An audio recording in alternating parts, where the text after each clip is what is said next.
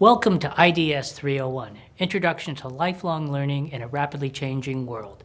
Hi, Roy Barnes here, and you will be seeing a lot of me over the course of this class, and I hope we will be able to find some time to interact synchronously if convenient for you.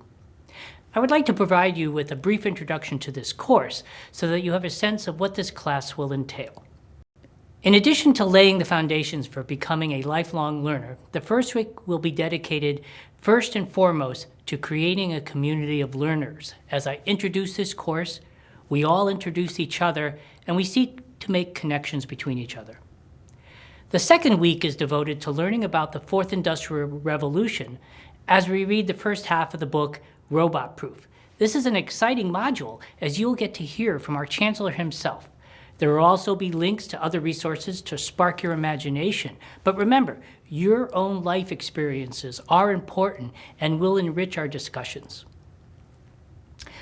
While Week 2 underscores the profound changes occurring before our very eyes, Week 3 is about how we, as thinking and creative humans, are indeed robot-proof.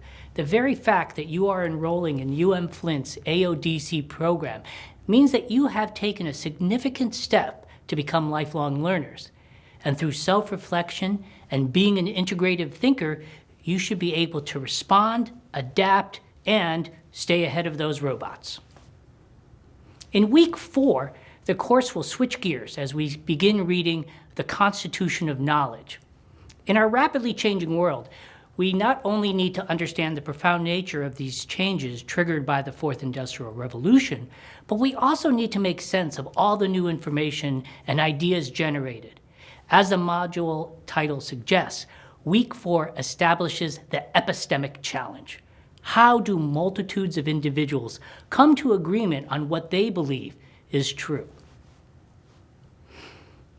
Week 5 proposes a solution, identifies a number of challenges. The answer to how we come to agreement on what is true is the Constitution of Knowledge is actually a social process involving a conversation between scholars, researchers, journalists, judges, and federal agencies like the National Institutes of Health.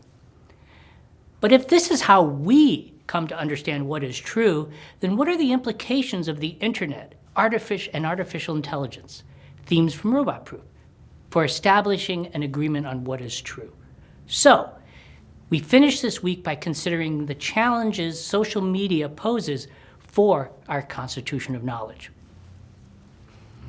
Week 6 continues our discussion how the internet and social media undermine our Constitution of Knowledge by discussing internet trolls and cancel culture. However, Jonathan Rauch concludes his book with how we can and must defend the Constitution of Knowledge.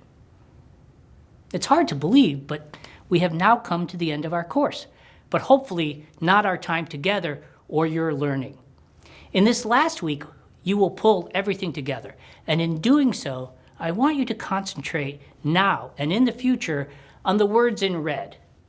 Through reading, discussion, writing, and thinking, you will hone your skills of discernment and critical thinking. And in doing so, you will be more self-reflective and able to adapt to constant change. In short, you have laid the foundations for lifelong learning. So in a nutshell, this concludes the brief overview of IDS 301. I can't wait to meet you at the end of the summer, but for now, take care, and I will see you soon.